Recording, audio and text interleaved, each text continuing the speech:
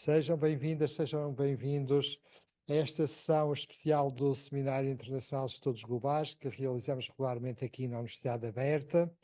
E esta sessão é dedicada à apresentação de uma obra de autoria coletiva coordenada pelos senhores professores Paulo Drummond Braga e Isabel Drummond Braga e com a colaboração de diferentes especialistas, dedicada aos reis, aristocratas e burgueses do mundo das cartas privadas no Portugal moderno e contemporâneo, e por isso se enquadra, como se enquadra nestes seminários, demos como título ao tema que a partir deste livro vamos tratar, Visões do Mundo a partir da correspondência privada, precisamente na época moderna e contemporânea. Sejam então todos bem-vindos.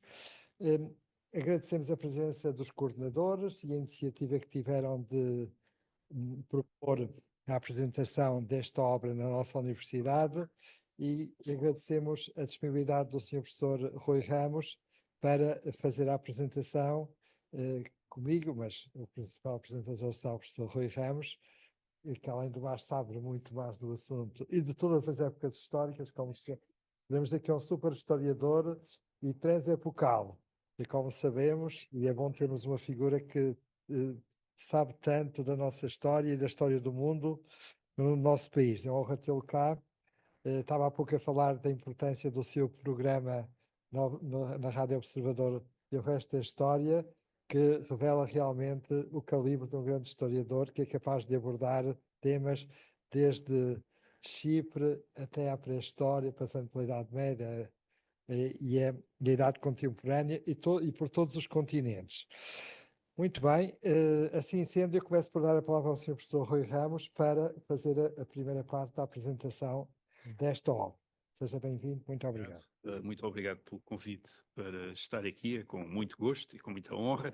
Agradeço as palavras simpáticas do professor José Eduardo Franco, espero não decepcionar agora ao falar do livro, até porque o livro é um livro importante, este Reis, Aristocratas e Burgueses, o mundo das cartas privadas.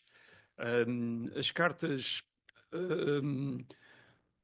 As cartas são aquilo a que os coordenadores e depois os autores deste volume chamaram cartas privadas, são uma fonte uma fonte histórica extraordinariamente importante. Acho que quem pudesse ter dúvidas a esse respeito pode-se referir ao livro. Acho que o tipo de problemas que aqui são tratados a partir de correspondência nos permite ter uma ideia, se fosse, ou justificar, se fosse necessário, justificar a importância da correspondência privada e, sobretudo, até daquela correspondência que, para algumas pessoas, não tem nada de importante.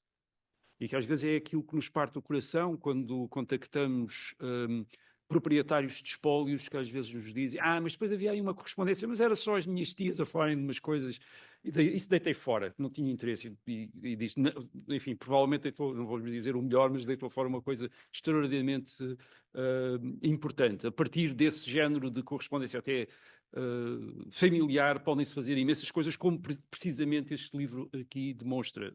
Os vários textos, ensaios aqui colecionados, alguns deles obviamente são sobre grandes temas, reis e questões políticas, mas há outros sobre o cotidiano e que nos dão a ideia do que é que seria, do que é que se pode extrair, o tipo de informação, o tipo de ideias que se podem tirar de fontes, deste tipo de fonte, destas coisas que não têm importância nenhuma e que não dizem nada e que, de acordo com algumas pessoas menos avisadas, não dizem nada de especial. Eu creio que a carta privada, a chamar de carta privada, como levanta problemas como qualquer fonte histórica, qualquer outro tipo de documento levanta. Isto é, não é mais complicada nem menos complicada do que outro tipo de documento. Agora, levanta algumas questões específicas, e esse é talvez aquilo que o livro também ajuda a clarificar, quer dizer, algumas questões específicas das cartas privadas. Eu diria que essas fontes têm a ver, por um lado, com o uso da correspondência privada para tratar qualquer questão em história, qualquer problema em história, e, por outro lado, o uso da correspondência privada para tratar uma questão em concreto, que é uma questão que vários destes ensaios abordam, que é a questão do cotidiano, dos sentimentos, das emoções, um pouco porque estamos a falar da época moderna e contemporânea, dos séculos XVII e XX, um pouco a construção de uma esfera privada e da individualidade. Quer dizer, algo que nos interessa nesta época, essa construção, e a carta privada como fonte para abordar essa dimensão da expressão das emoções individuais, dos sentimentos que constituem personalidades e dos seus espaços. Isto é, de repente temos aqui uma fonte que parece poder, em comparação com outro tipo de fontes, dar um acesso mais seguro ou mais firme a esse outro mundo.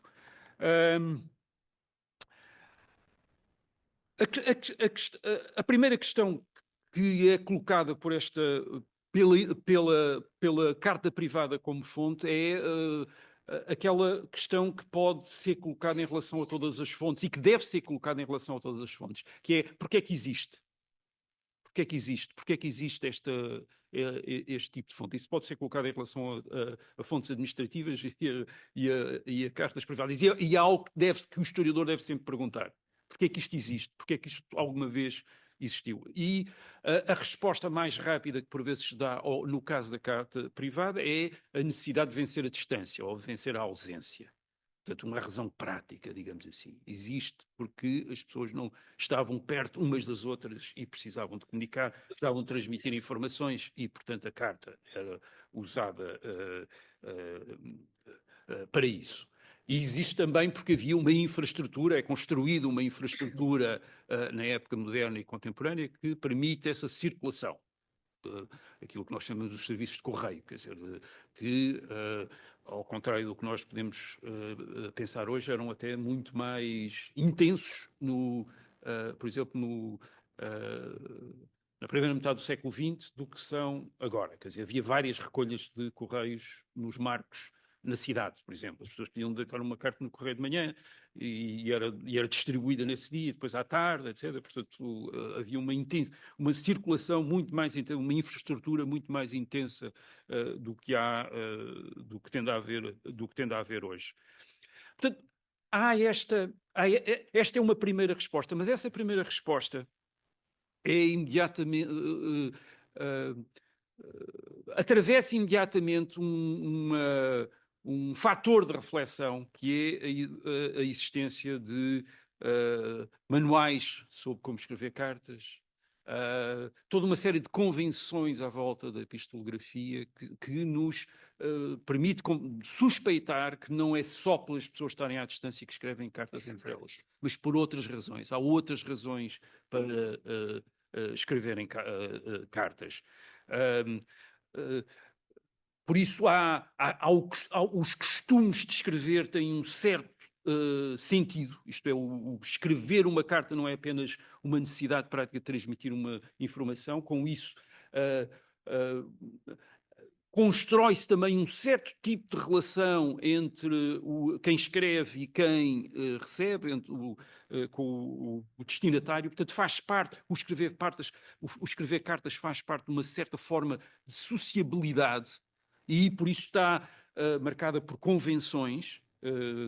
Daí aos manuais, quer dizer, a tipologia das cartas. Há manuais de epistolografia do século XIX e há outros até mais anteriores, do século XVIII, e referências do Francisco Rodrigues Lobo sobre cartas, enfim, que não só distinguem entre cartas, mas como depois explicam e dão até formulários para escrever uma carta de pêsames, uma carta de felicitações, uma carta de felicitações por um nascimento, uma carta de felicitações por um casamento, propor um negócio. Quer dizer, há formulários, há uma espécie de com os espaços em branco, as pessoas preenche e escreve a carta, a pedir namoro, quer dizer, a aceitar o namoro, a dizer que está interessada, a dizer que não está interessada, cartas de rejeição, cartas de coisas. Portanto,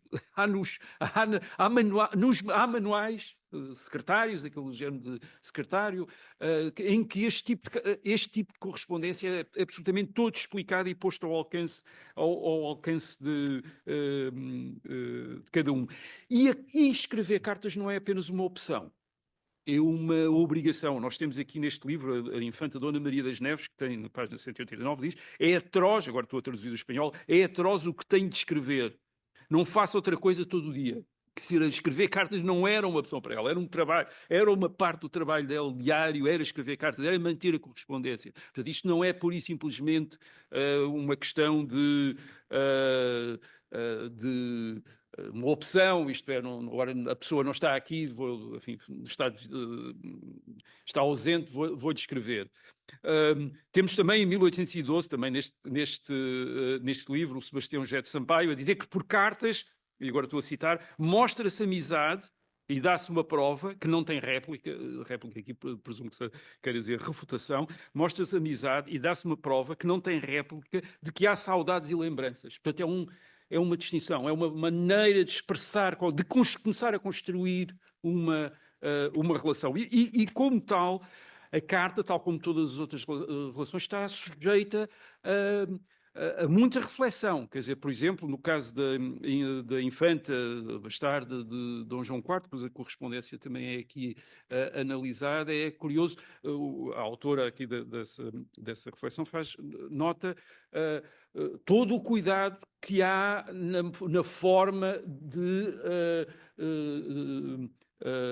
se referir às pessoas reais a quem está a escrever. Vossa Excelência, Vossa Senhoria, Vossa Alteza, etc. Aliás, que são coisas que são decididas aqui. Foi curioso, há aqui esta curiosidade de quando a rainha vai visitar essa infanta, é um Conselho de Estado, em 1666, para discutir, no Conselho de Estado discute-se como é que se devem dirigir uma à outra, quer dizer, portanto, isto era uma questão de Estado, era uma questão muito séria, quer dizer, portanto, e a correspondência reflete esse pôr as pessoas nos lugares. Mas temos, por exemplo, também aqui o estudo, aliás, da Isabel Drummond Braga sobre a correspondência do Manuel Andrade de Sousa durante a Segunda Guerra Mundial, em que é notado que, mesmo quando a casa onde eles estão, em 1942, 45, não é? Passa a ter um telefone, continuam a escrever cartas. Quer dizer, aí é que não usa o telefone para dizer agora aconteceu-nos isto, ou aconteceu aquilo. Continua-se a escrever cartas. Portanto, faz o que temos aqui nas cartas. Este mundo é um mundo social, é um determinado mundo de sociedade. Portanto, quando a carta, o costume da carta privada, não é apenas o resultado de uma certa infraestrutura, de uma razão prática. Há aqui um mundo de sociabilidade que durou que estava organizado através da carta e esse mundo desapareceu e desapareceu a carta. Quer dizer, não foi apenas porque apareceram telefones ou porque depois apareceram o correio eletrónico, etc. Quer dizer, há aqui um mundo que deixou de funcionar. As pessoas tinham papel de carta que usavam conforme o destinatário, conforme as ocasiões, um papel de luto, um papel, quer dizer, portanto, era um mundo social, não era pura e simplesmente uma necessidade. E depois havia uma coisa também que é importante na carta. Há coisas que se dizem por escrito e que é melhor dizer por escrito. Portanto, o mundo da carta, a carta privada tem também como princípio regulador a ideia de que as palavras levam ao vento, aquilo que está escrito fica. O que está escrito compromete. O que está escrito mostra qualquer coisa, prova qualquer coisa. E, portanto, temos também aqueles casos em que a opção pela carta privada significa qualquer coisa de... é um momento solene, quer dizer, é deixar qualquer coisa fixa. Eu dou sempre em relação a isto, por exemplo, uma correspondência entre o rei Dom Carlos e o João Franco, o seu presidente do Conselho de Ministros, que há uma carta de 1907, já na fase final, em que o João Franco tinha tido uma reunião com o rei, saem e o rei escreve uma carta ao João Franco sobre a reunião, dizendo: saíste. Eu aqui fiquei a pensar, eu tratava o João Franco, fiquei a pensar, e para ficarmos aqui, só para termos uma ideia, portanto, nós falámos disto e daquilo, e percebe-se que o objetivo do rei não é apenas ter um aide-mémoire, quer dizer, não é apenas... através da carta, uma carta que não tem rasuras, que obviamente houve um rascunho e depois foi copiada pelo rei, o rei quis fixar uma coisa, quer dizer, quis mandar a João Franco uma carta que fosse um compromisso e que fixasse aquilo que aparentemente tinha sido combinado na conversa. Portanto, e que ficava aí, claro, ainda não havia gravadores, portanto, assim ficou um documento que, digamos, reflete a conversa entre os dois e que ficou ali fixado. E percebe-se isso. Percebe-se a necessidade que o rei tem de fazer isso quando se sabe que circulavam cartas do rei em 1906, 1907, cartas que o rei tinha escrito aos seus primeiros ministros e que circularam em público, isto é, impressas nos jornais, tomadas, portanto, cartas que aparentemente eram privadas, mas que tinham adquirido uma dimensão pública. Isso é uma outra questão que é levantada pela correspondência de carta privada, que é, de facto, a distinção entre o privado e o público. E a carta é um objeto híbrido, que faz uma ponte entre o público e o privado. Quer dizer, nós temos um exemplo disso aqui, que é o segundo Marquês de Pombal, quando ele diz... está no Brasil, 1812, escreve uma carta e diz ao destinatário: faça girar esta carta, quer dizer, leia esta carta. As cartas eram lidas pelas pessoas em família, eram discutidas, portanto, tudo aquilo que estava numa carta podia ser objeto de uma partilha. Aliás, o José Luciano de Castro costumava, um político do fim do século XIX, costumava aconselhar os seus correligionários, os seus colaboradores, e dizer: nunca escrevam numa carta aquilo que não possam dizer em público. Nunca, jamais escrevam numa carta aquilo que não possam dizer em público. Quer dizer, portanto, ele sabia que as cartas, inevitavelmente, a partir do momento em que está escrito, aquilo acabava por ter uma circulação. Portanto, não é um mundo inteiramente privado. Às vezes é um mundo que é meio privado, meio público. Portanto, a esfera privada tem uma dimensão coletiva, quer dizer, uma dimensão partilhada, até porque a carta servia para muita coisa, servia para exercer influência, como a filha de Dom João IV, no convento de Carnide, escreve a pedir isto, a pedir aquilo, a pedir aquilo outro, quer dizer, a pedir essas coisas. Portanto, não é um mundo inteiramente privado ou íntimo, não é um mundo da intimidade, é um mundo que tem uma dimensão pública, e desse ponto de vista fica a questão de saber como utilizá-la para chegar a esses sentimentos, a essas dimensões, aquilo que é individual, aquilo que é íntimo, aquilo que é também cotidiano. Há aqui um caso, que há aqui um ensaio que é sobre a morte de filhos, escrito pelo Pedro Urbano, em que há em 1837, a Dona Maria Helena de Sousa Holstein diz que, referindo-se a outra pessoa, que não tem ânimo de escrever, Aliás, e depois o Dom Pedro V, também no ensaio do Paulo Drummond Braga, quando morre a rainha Dona Estefânia, também diz a vários: não tive coragem de agarrar na pena, só agora. Portanto, isto é uma coisa interessante, porque o sentimento, a emoção, a primeira coisa que causa é o silêncio, é a incapacidade das pessoas se exprimir. É isso, quer dizer, a pessoa está tão assoberbada pela emoção que não é capaz de exprimir. E, portanto, quando tem de se exprimir por escrito, uma das coisas que essa pessoa tem de fazer é, obviamente, como diria depois Fernando Pessoa, é fingir que tem a dor que deveras sente. Quer dizer, isto é, arranjar maneira de exprimir uma dor que deveras sente, mas exprimi-la de maneira que o destinatário perceba. E para isso tem de usar uma linguagem que está, digamos, codificada, ou que está usada, recorrer a uma convenção literária. Quer dizer que, portanto, é muito difícil nós escaparmos aqui a algo que nos... Muito obrigado. Obrigado.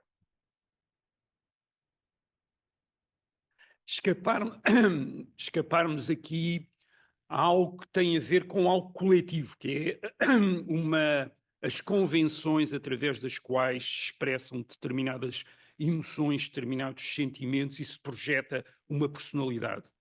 Portanto, esta é outra coisa que nós encontramos, a outra questão que nós encontramos na correspondência privada, é a constituição, a projeção de individualidade, de personalidade, do mundo íntimo, mas através de convenções, através de linguagens que por vezes estão extraordinariamente codificadas como maneiras de exprimir. Isso é muito... isso remete, aliás, para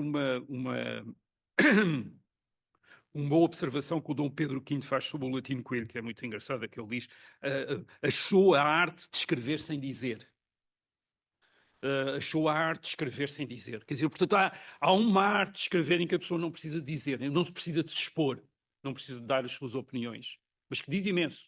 O Latino Coelho aparentemente tinha essa arte em grande escala. Quer dizer, e aqui também, na arte de escrever cartas, há também uma maneira de expressar emoções e sentimentos sem as sentir, e há também a necessidade de usar formas codificadas de expressar sentimentos e emoções para tentar fazer sentir às outras pessoas aquilo que verdadeiramente se sente.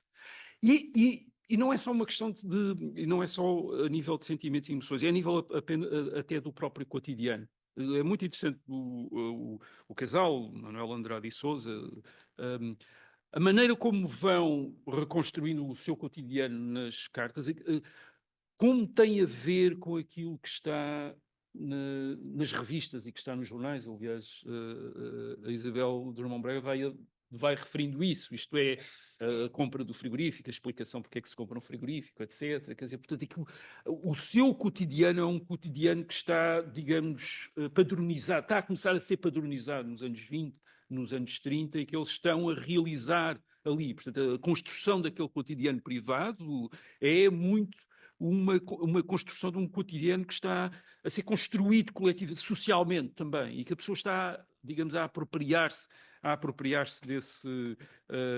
desse cotidiano.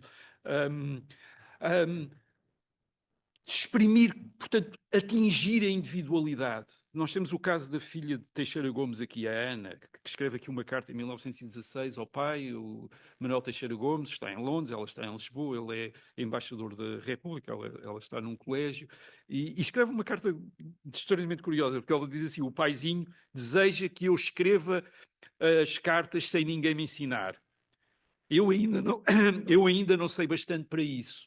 Isto é, Manuel Teixeira Gomes queria que a filha, ainda pequenina, não estivesse a fazer ditado, quer dizer, que estivesse ou a copiar, ou fazer uma cópia.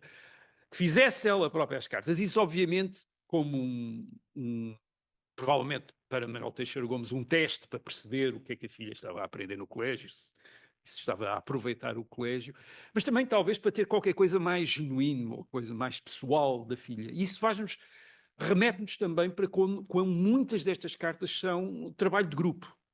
Isto é, podem ser cartas de alguém que não sabe ler e escrever e tem alguém que escreve, portanto, o não saber ler e escrever não é um impedimento para escrever, para ter cartas escritas, mas pode ser alguém que não tem jeito para escrever e que pede a alguém que escreva, portanto, uma situação de Cyrano de Bergerac, quer dizer, eu quero fazer uma declaração, uma pessoa com que estou muito interessado, não tenho jeito nenhum, mas por acaso tenho um amigo que tem imenso jeito para falar, escreve-me aí uma carta, ou dita-me lá uma carta que eu possa escrever, que tenha um efeito. Portanto, há todo um número infinito de possibilidades neste género de carta privada, mas aquilo que aqui estamos a deparar-nos e a tentar captar, a tentar analisar, a tentar estudar são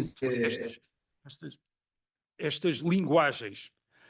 as linguagens de construção do cotidiano, de descrição do cotidiano, e as linguagens das emoções, das relações, tudo isso tem de ser...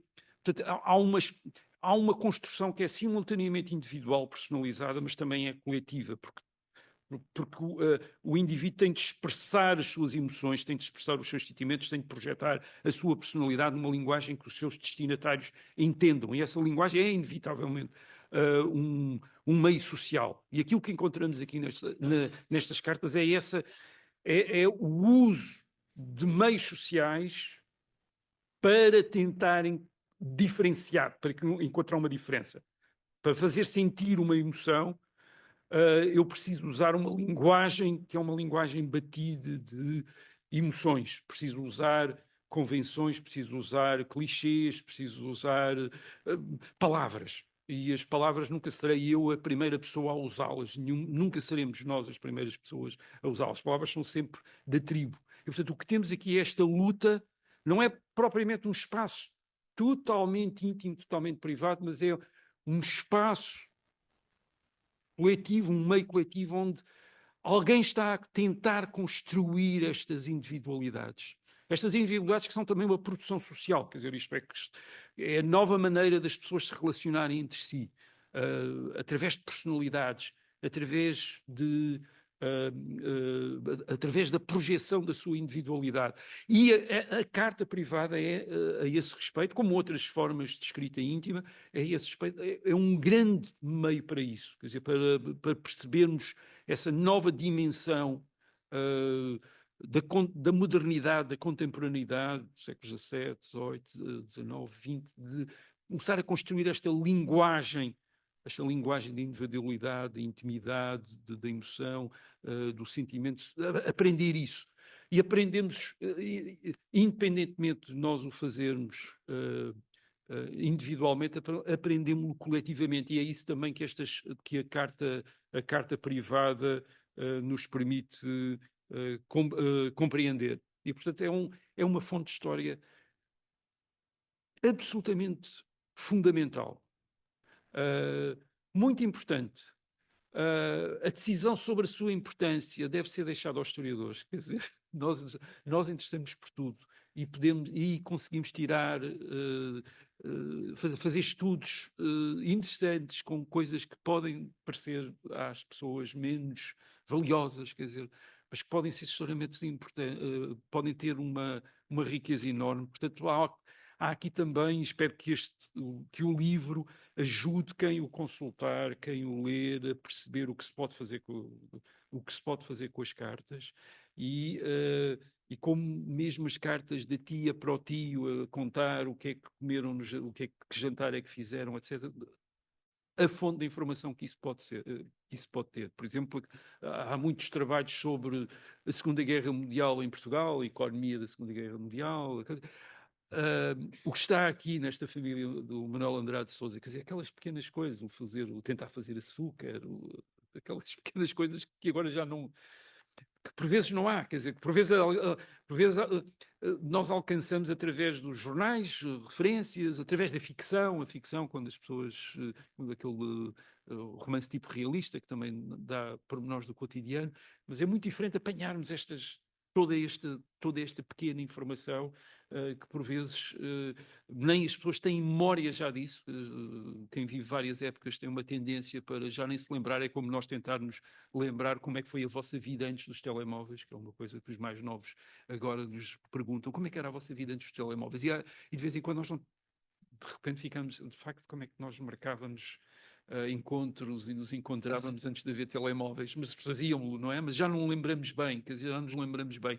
E por vezes ter ficado por escrito essas referências é uma maneira de nos lembrarmos. Portanto, é um livro importante pelo que os estudos nos dizem sobre os temas que trataram, mas também pela forma como como usaram a correspondência. Aqui falei das cartas privadas, há também, obviamente, a utilização das cartas como um género literário, que aqui também está representado nas cartas do Arthur William Costigan, que é uma espécie de literatura de viagens através de correspondência. Também poderia haver aqui algum estudo sobre ficção através de correspondência, que também era uma coisa muito frequente no século XVIII e no século XVII, aliás.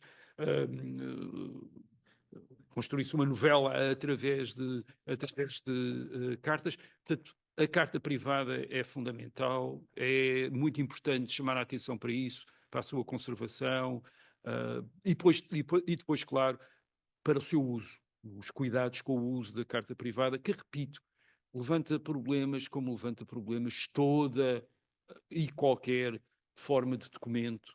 O escritor, os problemas do documento não estão propriamente no documento, estão no cuidado do historiador no uso do documento. Isto é, quando é um historiador criterioso, obviamente, sabe que há problemas sempre na utilização de um documento, e a carta privada tem problemas como qualquer forma, como outro qualquer documento. Mas, portanto, é um livro importante, é um livro também divertido, já agora, se me permite dizer, espero que não tomem isso como num mau sentido, não é derrogatório, é mesmo divertido, quer dizer, é interessante, tem muita coisa, aprende-se imenso sobre muita coisa muito diferente neste livro. Portanto, vale a pena folhear, vale a pena ler.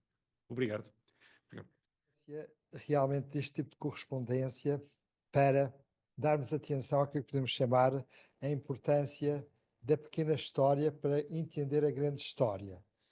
Porque às vezes fazemos as grandes narrativas a partir das grandes personalidades e a partir dos grandes acontecimentos, mas a correspondência privada é aquela fonte que permite revelar como a pequena história às vezes permite deslindar, perceber, compreender o papel da pequena história para compreender a grande história. E é um livro que conjuga, neste estudo de correspondências de 4 séculos, 17, 18, 19 e 20, desde a época moderna à época contemporânea, que conjuga quer a correspondência de grandes figuras, de grandes protagonistas, mas também protagonistas mais invisibilizados na história. E isto é relevante porque, por vezes, só permite, através da correspondência, perceber a importância do papel de personalidades, de personagens, de atores históricos que não tiveram à frente na liderança, mas tiveram também importância para compreendermos aquilo que foi o decorrer diacrónico das derivas da história em vários momentos. Ao mesmo tempo, a correspondência privada é fundamental para aquilo que que hoje em dia já se começa pouco a pouco em alguns países a dar muito valor, que é aquilo que se chama a emergência da história emocional, da história afetiva. A importância da história emocional e da história afetiva para compreender as outras dimensões da história, desde a política, à religiosa, à cultural, mas esta importância da história afetiva é absolutamente importante e decisiva para ajudar a alargar a compreensão da complexidade das relações humanas, das relações humanas, de que se constrói depois todo o enredo dos acontecimentos históricos e a sua compreensão. E neste sentido, também o papel das células familiares e das redes familiares, para percebermos como é que a história se vai construindo e se vai complexificando nesta relação de redes familiares que a correspondência permite desvelar e revelar. Assim, é um livro que ajuda a alargar as mundividências modernas e contemporâneas associadas a acontecimentos importantes do nosso passado, que através destas cartas que se foram trocando, se foram construindo, permite perceber a relação entre a esfera pública e a esfera privada, a vida pública e a vida privada das personalidades, e como eles se conjugam e complexam, se diferenciam, mas também se permitem explicar mutuamente.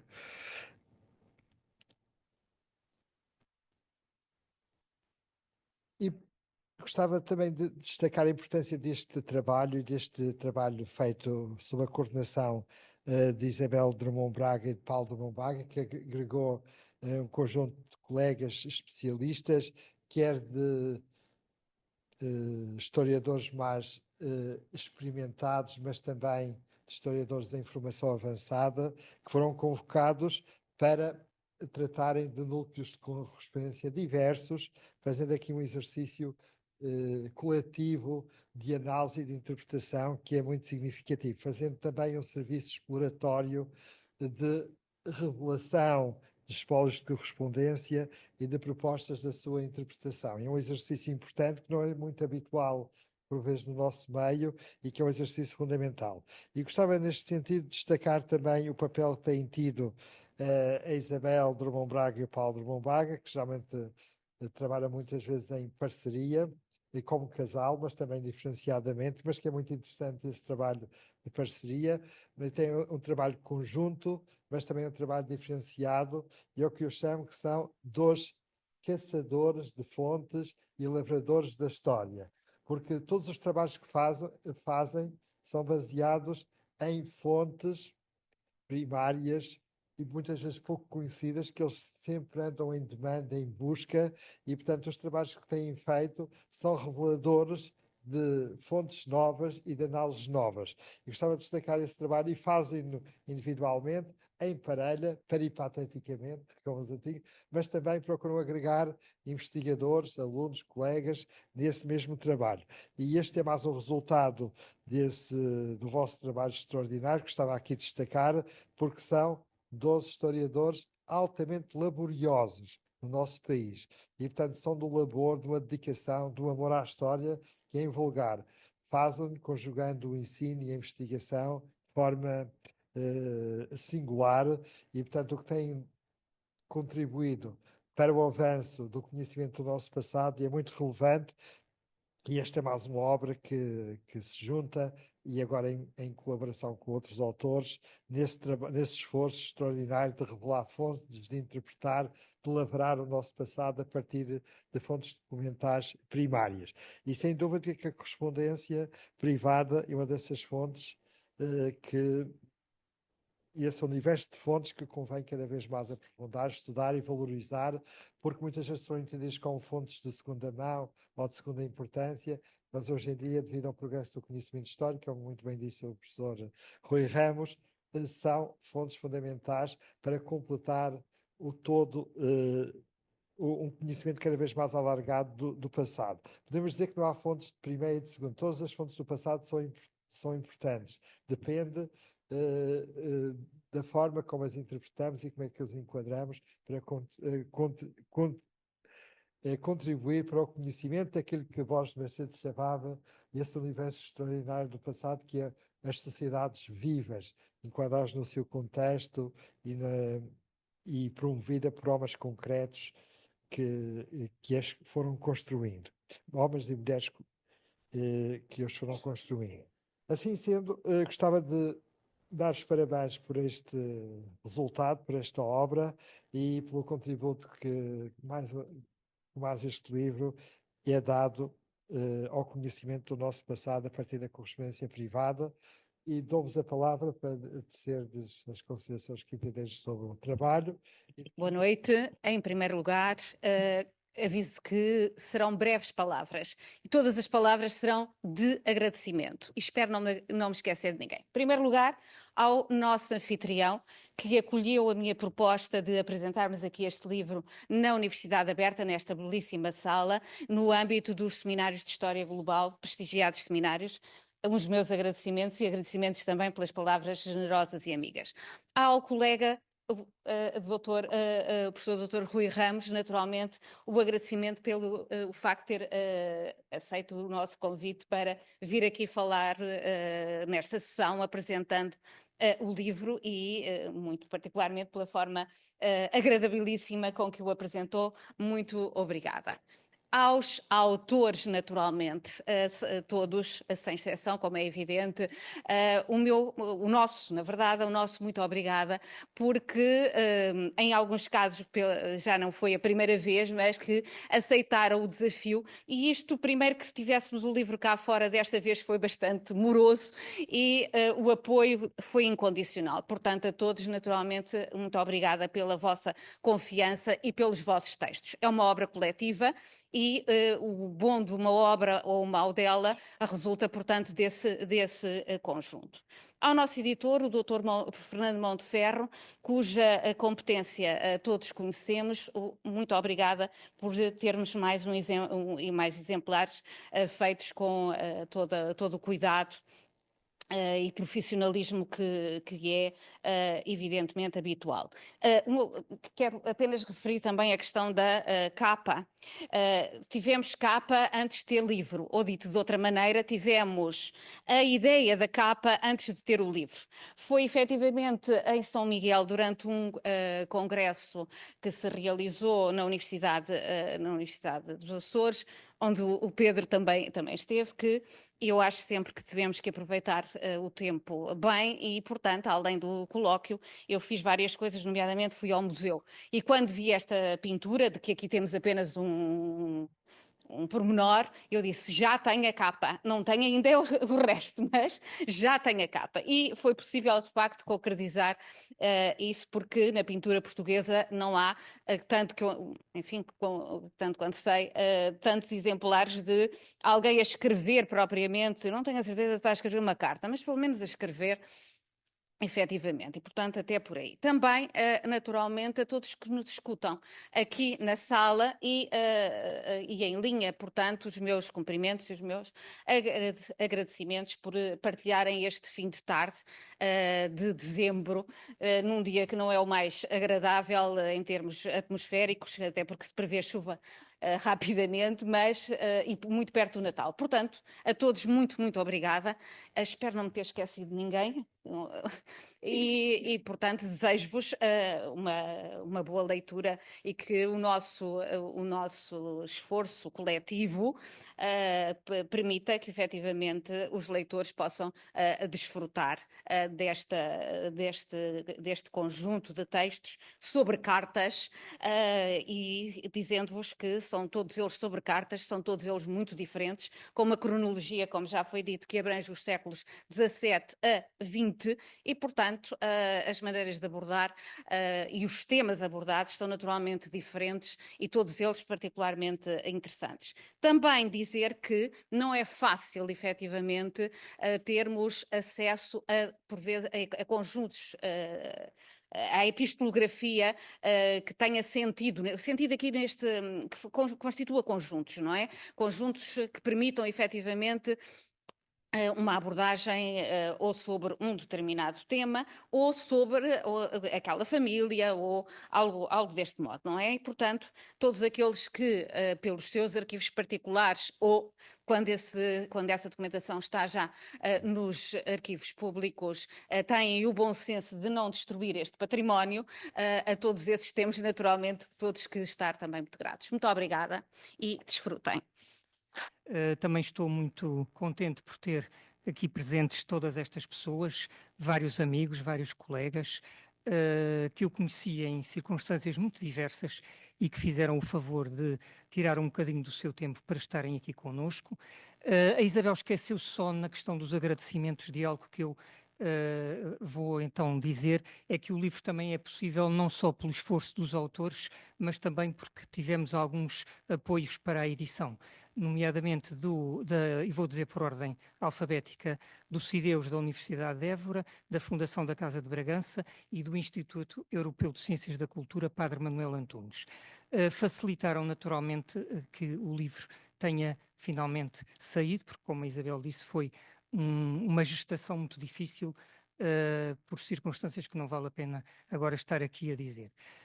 Portanto, agradeço mais uma vez a vossa presença, espero que gostem do livro. Nós fizemos-lo com todo o gosto, gostámos muito penso que falo por todos os autores, não é? Gostámos muito de fazer. Eu particularmente fiquei encantado quando encontrei aquelas cartas do Dom Pedro V no arquivo da Alemanha e, de facto, acho que elas são extremamente úteis para nos ajudar a completar a imagem de alguém que não é tão conhecido assim como nós possamos pensar. Portanto, em meu nome e em nome da Isabel, agradeço mais uma vez a vossa presença e boa leitura.